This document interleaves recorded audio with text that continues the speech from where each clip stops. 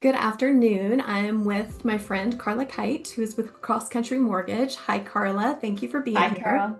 Thanks for having me. Yes, of course. We are on our monthly lender real estate podcast, YouTube video, whatever you want to call it. And we're just going to be talking about some debt consolidation today. Carla and I were talking a little bit before the call just about what people are doing and how we've been talking about that, just how some people have that really, really low interest rate on their mortgage. And so they're allowing that to affect decisions that they're making across everything when other items that they have debt with, credit cards and things like that, tend to be quite a bit higher and they're not really looking into that. So we're just going to chat about that a little bit today. So, Perfect. Perfect. okay, go ahead. Yeah. So I think, I've been in the business a long time, almost 28 years. So I've seen a lot of cycles. Hmm? Um, we're in another cycle. This is a long cycle, if you're asking my opinion. Um, what I tend to see and what I've seen in the past is that, you know, we get into a place where everything's great, right? It's good. And, when interest rates were really low, I think everybody was feeling great. Their value was going up in their home. The interest rates are low, that gives you more spending power, right? Right. When the items that you're paying for, like your mortgage, and everything else, has a very low interest rate, that gives you more cash available every month to spend more money. Now, as things tightened up, so as the interest rates went up and so on, we've all felt the squeeze. I don't care who you are. I think everybody has felt the squeeze. I think our industry has felt the squeeze pretty hard, as you being a realtor and me being a lender. It's been a significant difference, in our incomes than what we were dealing with during the COVID years. Yep. But I think everybody has really felt the squeeze. And so when that happens, we start using more credit. And so, like, I've seen these cycles before, where people will rack up a lot of credit card debt. And in their minds, they're thinking, well, we have all this equity in our home. So let's pull out a home equity line of credit and let's wipe out these nasty credit cards, because credit cards have very high interest rates Right. today. And you can't write off the interest on them, right? Hmm. So that's kind of the first thing that people go through.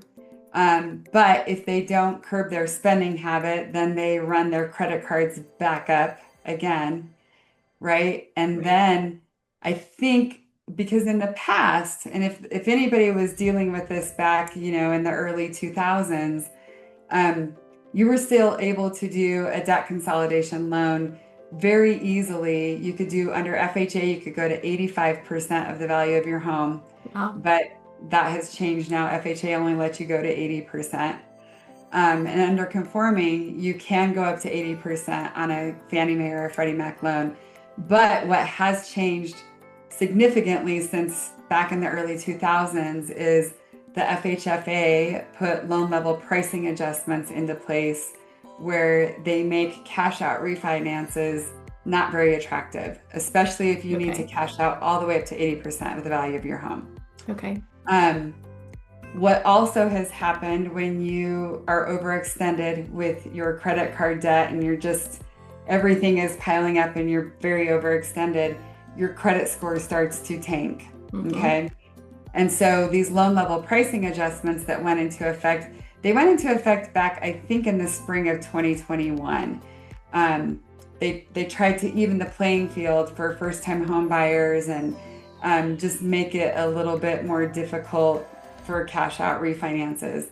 And to be honest with you, it might have been 2022, I'm not sure, but they actually pulled back some of what they did because it was really, really difficult. So they did pull back a couple of things that they tried to put into place. But um, the difference is, doing a cash out refinance today is very different than it was in the early 2000s.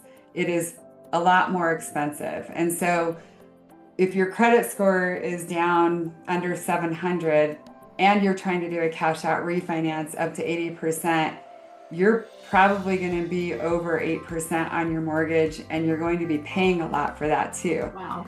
So, right. I mean, Yeah. you might be over 8% and you Mhm. might be paying like 3 points for that. So if you have a loan of $400,000, that's $12,000 Yeah. just in points, right?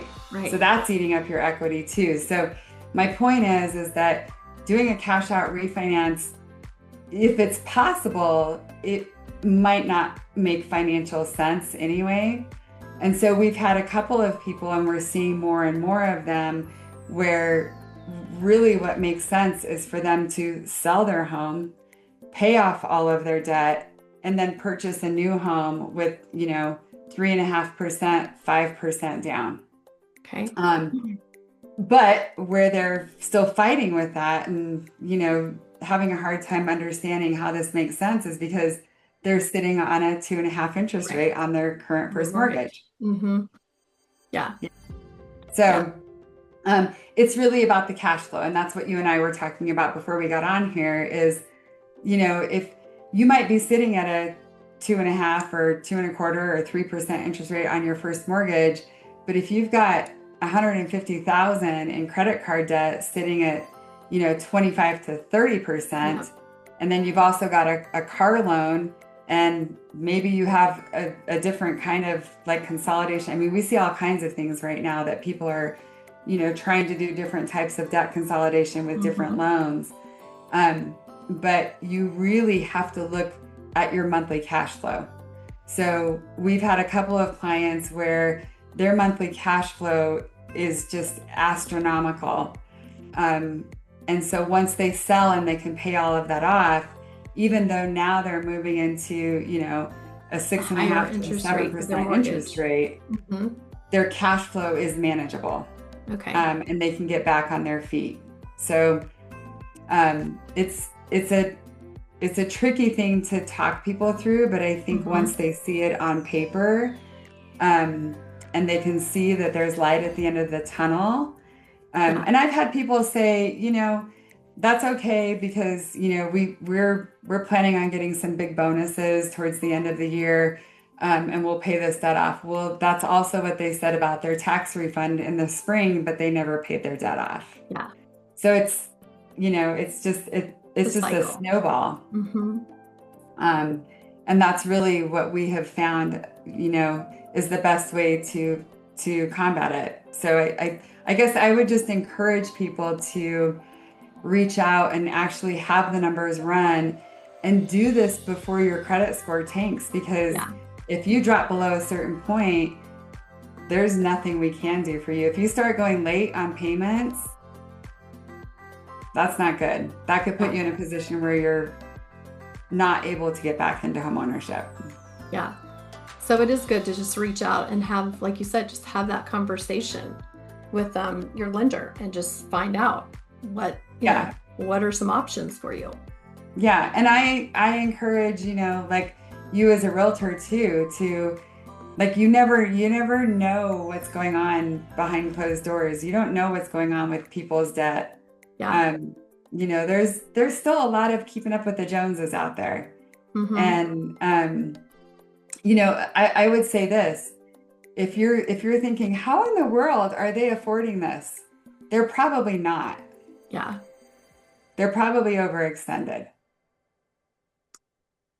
Yep. I think that's dead on for sure. Hmm. I think So there's a lot of it. And I think for you, like for values, I mean, I think people have a false sense of the value of their home and they're still riding on that mentally where they think their value is. yes. And even though we're starting to see like in some areas prices coming down because houses are sitting there at, million plus, and we're starting to see the prices come down. You still see some other people though that might be tapped out, or what they owe is more than what the price is. So they're very hesitant, which again, that goes back to what we were talking about last time is that seller net sheet is so important to the sellers to show them this is how much you owe, this is what you need to pay, these are your estimated costs for not just the real estate fees, but also for closing costs and anything else, like if you were going to do seller concessions and things like that, just to give them an idea of what that bottom number is. so that they know that if they go below this amount, then they're going to have to bring money to the table. So, Yeah.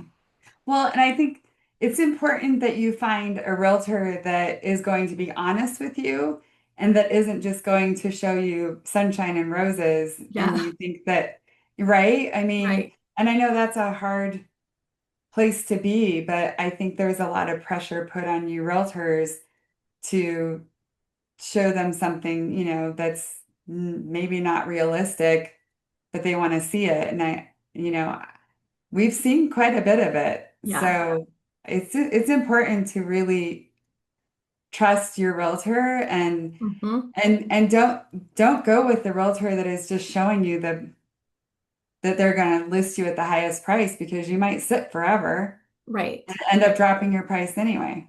Yeah. And I think we talked a little bit about that last time too, just about Hmm. my new strategy that I learned from my friend that's in Arizona, that Hmm. she does a three different options for price point. There's the push price, which is a little bit above where she would be comfortable, but a lot of people want to start there. And then there's the market value, and then there's the under market. I have a listing right now that we started at market value, but they're very motivated to sell. So I think we're probably going to continue to just price drop as we move Hmm. forward, week Hmm. by week, just because they're very motivated and they want to get the house sold.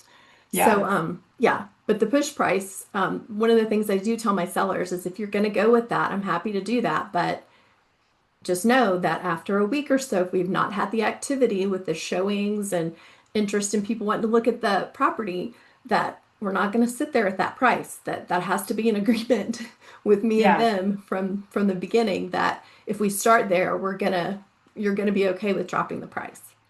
Is So. there anything when you do something like that, like with the push price, is there anything like more that you encourage them to do to make the property more attractive? I mean, I don't know, like landscaping or I don't know.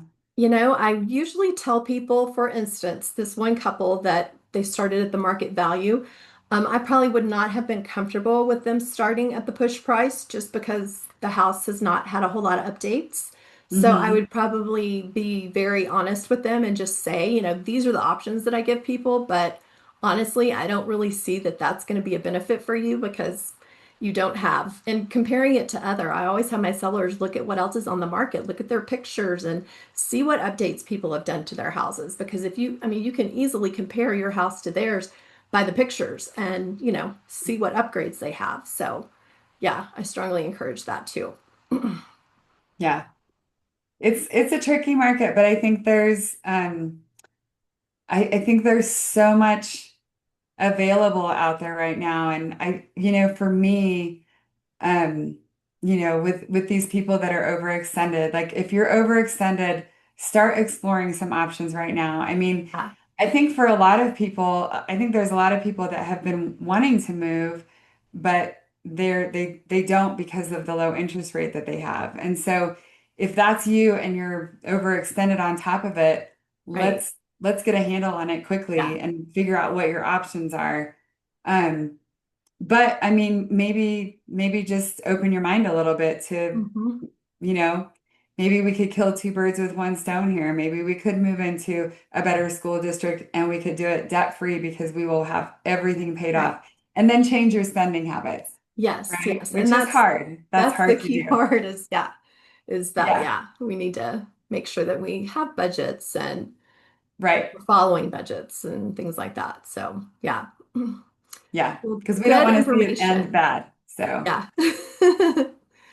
Thank you very much, Karla. That was very informative. And yes, we will be back next month as well. And I will put our contact information in the description notes below this so that if you need to reach out to Karla or to myself, you can do that. So thank you so much. all right. Thank you. Bye.